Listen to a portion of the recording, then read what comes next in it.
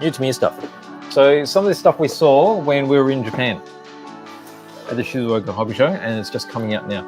Okay, so this is actually a re-release. This is a Toyota. I was going to say, I really hope that that's a re-release. It's a re-release. Because it's an old car.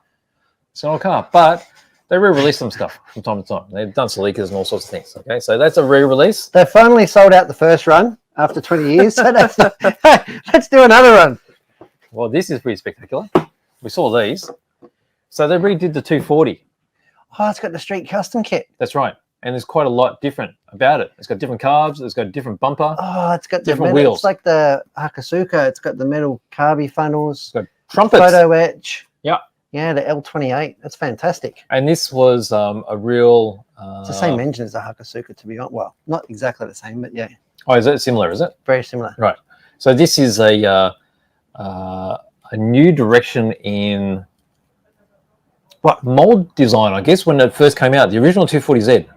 Okay, so the 240Z had been around for a while, a bit like that one, right? That sort of age. You're talking like early 80s.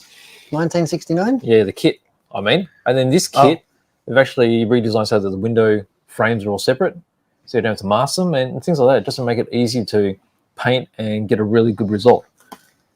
You know me, I love a good result. Yeah, beautiful. So 240Z. What color are you painting yours? Mine, it'll be as it comes out of the box. And then this is the most exciting. Oh. So TAMIYA released the 40th scale of the F35B. And I've done an unboxing of that. And you built it? I haven't built it. No. But I've done the one you built? Didn't you build that one? And that was wash an F4. That was an F4. They're close.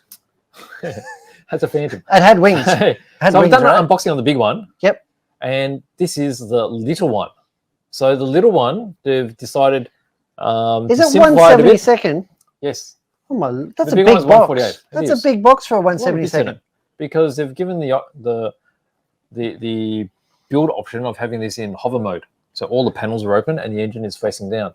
The 40th scale actually offers you 3 different flight mode configurations. So simplified it, and for the people that don't have a lot of room, this is perfect. And it looks like the side of the box has different decals in it.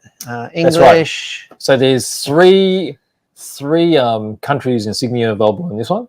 English, Italian, and American. That's right. And they've kept the similar interesting undercarriage struts in the 48 scale one. They've extended if it's hovering because it comes with a stand, or if you got it landed, you can have them compressed. This comes with a stand. Comes with a stand as an option. As an option, or comes with a stand?